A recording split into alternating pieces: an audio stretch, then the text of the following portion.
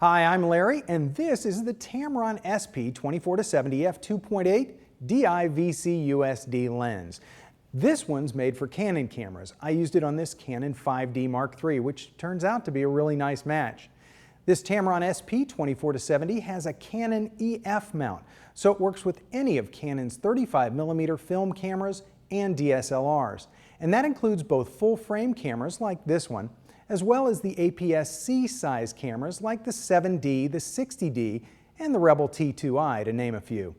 The 24-70mm range of this lens makes it especially versatile, considering that the coverage area is a true wide-angle lens at 84 degrees coverage on the wide end, versus a short telephoto on the 70mm end. Of course, that's when you're shooting a full-frame camera. If you've mounted the Tamron SP 24-70 2.8 on a Canon camera with an APS-C size sensor, the 24-70 is equivalent to a 38 to 112mm lens. So that means it will perform like a semi-wide angle to a medium telephoto lens. It's a great all-purpose lens for landscapes, portraits, and indoor photography in tight spaces. I'd call it an all-occasion lens or a walking around lens because it's so versatile and great for such a wide variety of photography.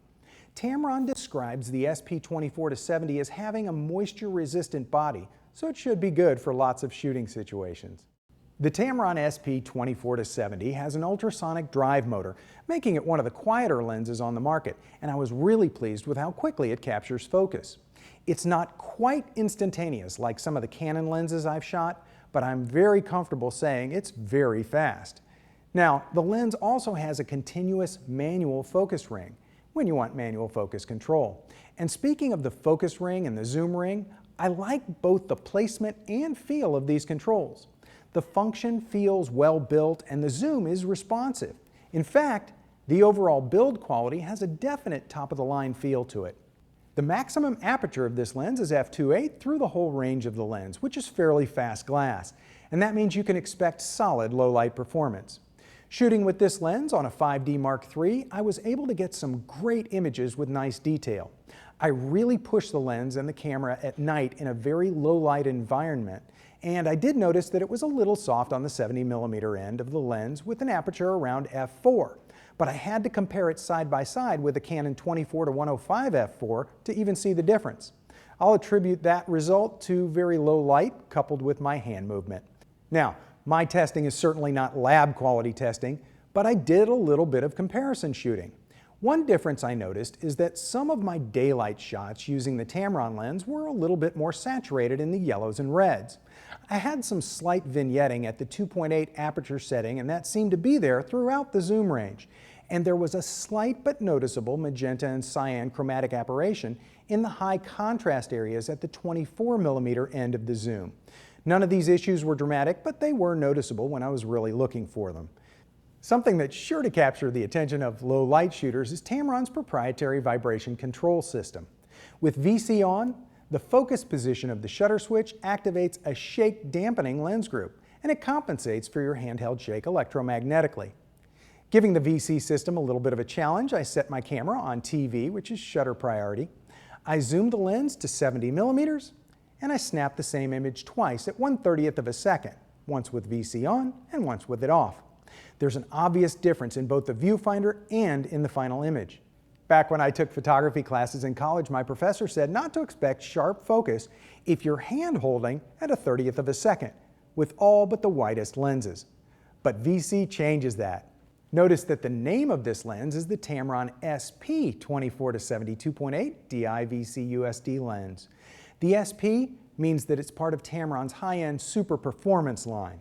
And for this lens, what that means is it has special optical elements in the form of 3 LD or low dispersion lenses and 2 XR or extra refractive index lenses.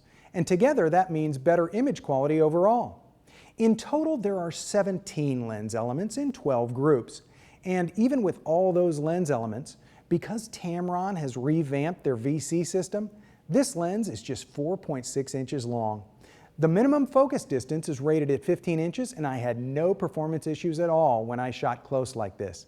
Now, everybody cares about different things, but one of the first things I do when I get a new lens is I look at the bokeh.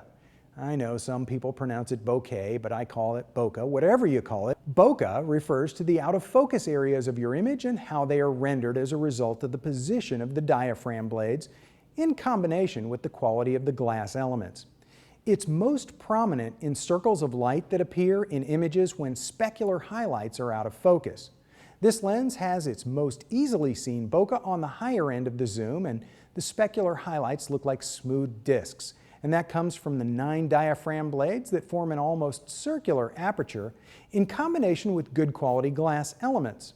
When the lens was at its widest in otherwise identical situations, the only difference I noticed in the bokeh was that the circles were smaller, as you would expect, but it still seemed to be good bokeh.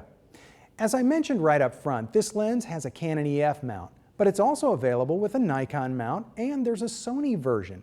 But because Sony's vibration compensation is built into their DSLRs, the Sony version doesn't have Tamron VC. The Tamron SP 24-70 f2.8 DI VC USD is an impressive lens that delivers a nice combination of low light performance, a versatile zoom range, great optics, vibration control, and a good match of price and performance.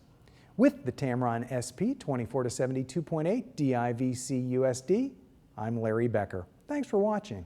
For more information, please visit us online, give us a call, or stop by our New York City Superstore. You can also connect with us on the web.